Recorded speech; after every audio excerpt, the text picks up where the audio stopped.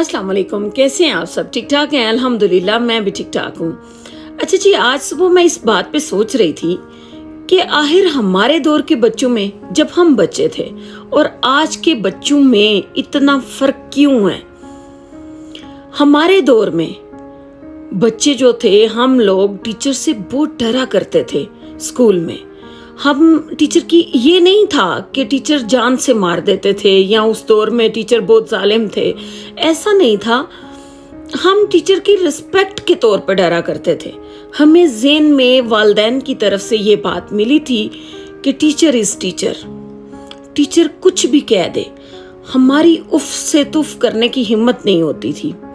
हम बहुत इस बात की रिस्पेक्ट भी किया करते थे। मुझे याद है कि असेंबली हॉल में हमारी इधर से उधर हिलने की हिम्मत नहीं होती थी। स्कूल में जब एक रूल बना दिया जाता था तो कोई उसको तोड़ता नहीं था। सब बच्चे टीचर की रिस्पेक्ट करते थे।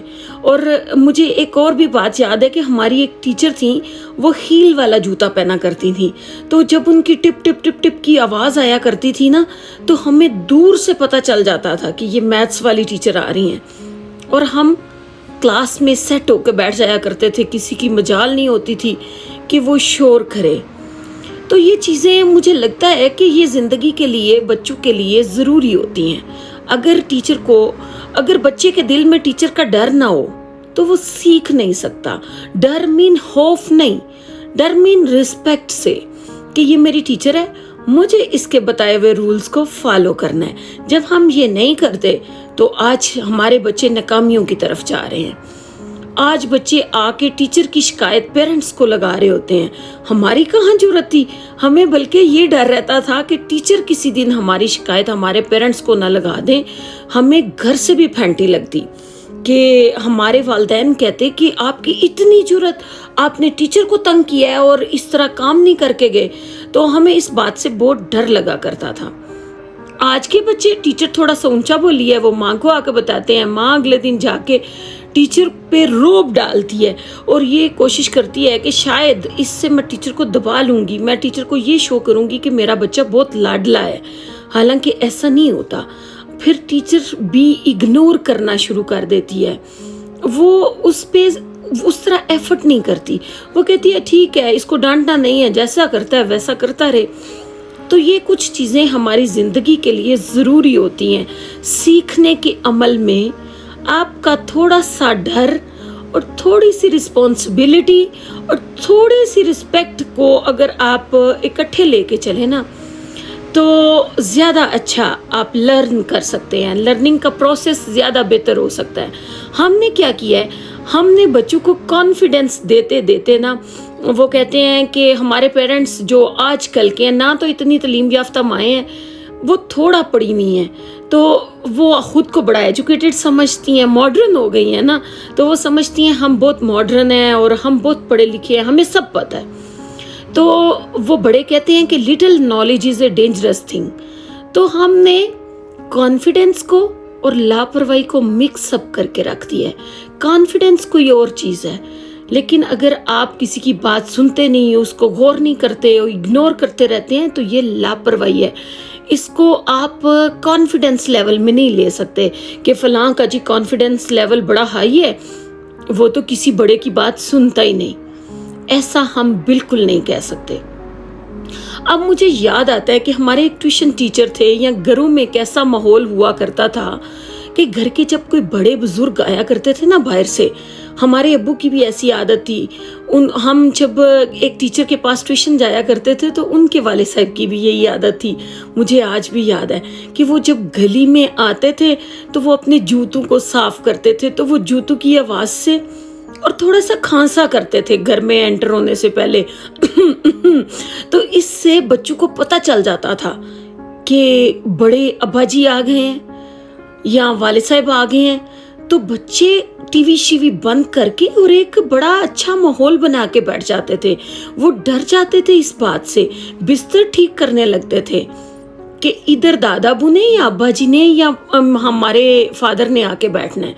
अब तो बच्चों को इस बात का कोई खौफ नहीं होता।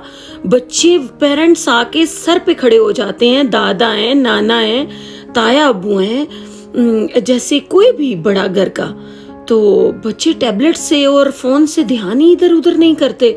किस तरफ को जा रहे हैं हमारे बच्चे, हम कैसा कॉन्फिडेंस दे रहे हैं उनको, क्या ये ठीक तरफ जा रहे हैं? बिल्कुल भी नहीं।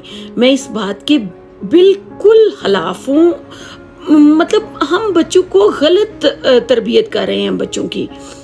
और अब बच्चों को कोई पेरेंट्स आता है, अब अगर हम इस दौर में सोचें कि हम टीवी देख रहे हैं और हम बड़े होते गए हैं ना, तो हम में रिस्पेक्ट का आंसर भी कम होता गया है। हमने अपने बच्चों को भी कम ही उस तरफ रागिब किया है। हमारी माओं ने, आजकल की जो माएँ हैं वो अपने बच्चों के ज़हन में डाल रही हैं कि फिर क्या है, उनकी क्या जरूरत है, आप बैठे रहे, आप ऐसा क्यों करते हैं, तायब कौन है, तायमी कौन है। मतलब आप बच्चों को, बेशक फैमिली क्लैशेस होते हैं, हर चीज़ को साथ लेके चलना पड़ता है, लेकिन आप बच्चों के दिल में ऐसी बातें नहीं डाल सकते। अब मैंने अक्सर बच्चों को देखा है कि वालिदैन अगर आज खांसे ना, तो मैंने एक घर में तो इस तरह भी देखा कि बच्चे आपस में हंसी मजाक कर रहे, दादा अबू खांस रहे थे और बच्चे एक दूसरे से कह रहे थे कि ये बाबा जी ने ना कोई और चीज़ खा ली है, कोई बदपरहेजी कर ली है, तो अब फिर कुछ दिन खांसते रहेंगे और हमारी जान तंग आ जाएगी। तो इस तरह ये किधर से सीखा उन्होंने? अपने पेरेंट्स से। उनकी माओ ने उनके ज़हन में डाल दिया कि ये कोई बदपरहेजी हो गई है। अब हर तरह के खांसने को हम बदपरहेजी कह देते हैं, हालांकि ऐसा नहीं है। ये एक बड़ों का एक स्टाइल होता है, ये एक रोब होता है। वो थोड़ा सा बच्चों को अपनी तरफ रागिब करने के लिए थोड़ा सा खांस देते हैं, कभी जूता थोड़ा ज़ोर से घसीट के पाँव रखते हैं कि उनको पता चले कि घर में कोई बड़ा आ गया है।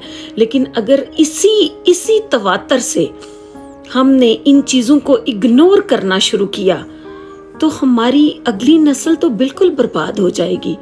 हमें अपनी अक़दार और रवायात को बरकरार रखने के लिए यह हम पे लाजिम है कि हम अपने बच्चों की बेहतर तरबियत करें, उनके दिलों में टीचर का एहतराम डालें, अपने से बड़े का डालें और अपने से छोटे की भी रिस्पेक्ट डालें।